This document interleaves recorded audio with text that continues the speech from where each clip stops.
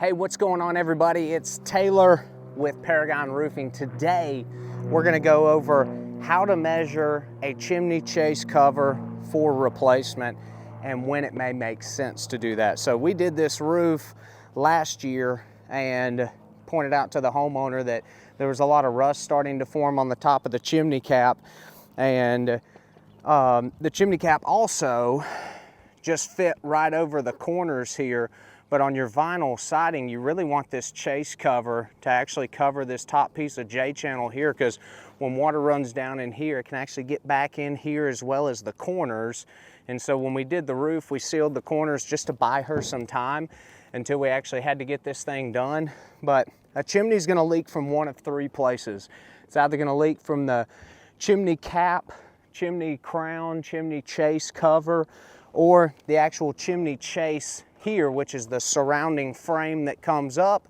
It can leak here or down here at this sidewall flashing. So the siding is in decent shape. It's got a little age to it, but when we redid the roof, we removed all of this siding, wrapped a leak barrier up around there, and reflashed all of the chimney. So her leak's coming from up top here where water is able to get in these gaps. So we're gonna quote this for a replacement, and we're just going to show you how we do that. So the first thing I want to do is orient myself onto the roof, and I know we're going to be getting this replaced, so I'm actually going to use a Sharpie, and I'm going to write an F for front, an R for the right hand side, a B for the back, and an L for the left hand side. That's going to let me know which was the front facing the right hand side, the back, and the left hand side.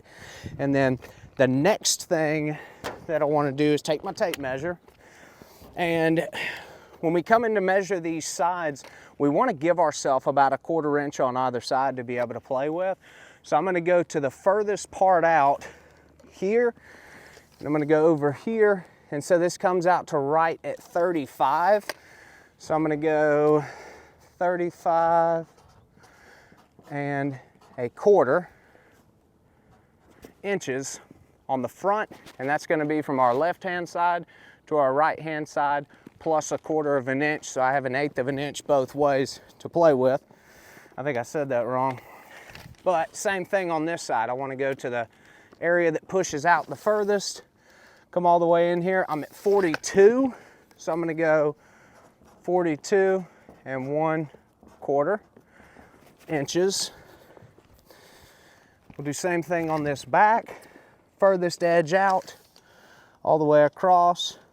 And the reason I like to do all four sides is oftentimes this chimney chase may be slightly out of square. So you may have one side that's 35.5 and the front 35 even, because it tapers out. So you want to make sure you don't just assume the chase is square and then you end up getting a cap that doesn't fit. So this one comes out to right about 35 again. So we're going to call this 35 and 1/4 inches. And then same thing on this far left. Furthest lip, rip it over. So I've got 42 here, which is the same as that one. And technically it kind of comes out to about 41 7/8, but we're going to call it 42. And then 42 and 1/4 inches. So that gets us our perimeter here. When we get our chimney caps fabricated, we use a 24 gauge Kynar coated metal that's got a 40-year paint warranty on it. So when we have these fabbed up, we have a cross break put into them at the machine shop. What that does is it tapers the top of the cap to avoid water from building up on top of there. So this chimney flue, this is actually the spark arrestor that comes through the chimney flue.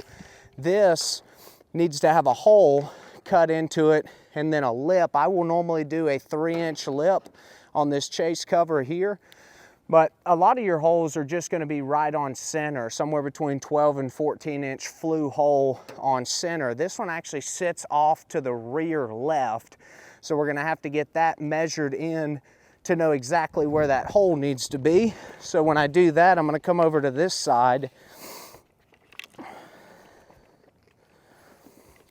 where the flue comes through, and I'm going to find about the center of it, and it's right about 6 inches in. Then I'm going to go on the back side and do the exact same thing. I want to find about the center of it, and I'm about 6 inches in. And then I want to find about the center from here. And this is right about 15 inches in. And then this area here, if I can get it under there, centered up, is about 22.25 inches. Now, the other thing that we need to know is about how big our hole is. So if I know that I am 35 inches from here to here, I just take my phone out, pull up my calculator, and I do 35 inches minus the 15 I had on this side, gives me 20 total inches, minus the 6 inches I had on this side, which will give me 14 inches. So that tells me that my hole diameter needs to be 14 inches. And then, like I said, I always do those 3 inches up, but I will confirm that yes, we could do 3 inches on this one. I'll probably go 2.5, because this collar will actually sit directly over the top of that. We'll replace this. The spark arrestor is a 2-piece system inside of that flue, so that stays. It's in decent shape. It's a little older, but it's not going to cause any issues here. This is the main problem. And then the last thing that we want to measure, like I said in the beginning of the video, we need to cover all of this stuff up. So I just need to confirm from the top of my cap, how much do I need to come down in order to cover all of this?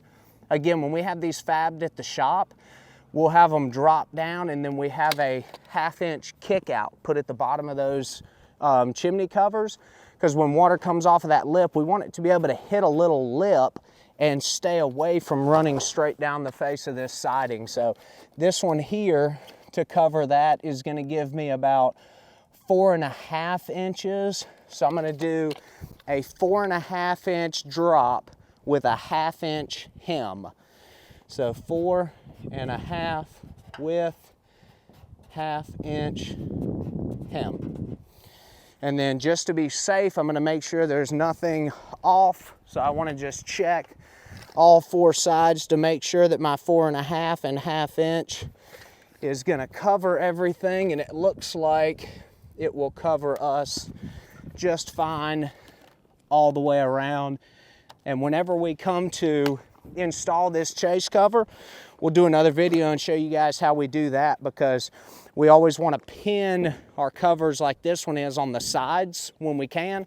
A lot of people will install these chimney caps and actually put screws down into the top of them, which can leave you exposed to potential water damages inside of the home. So I hope you found this video useful. If there's ever anything we can do, give us a shout. Paragon Roofing in Nashville, Tennessee. Appreciate y'all.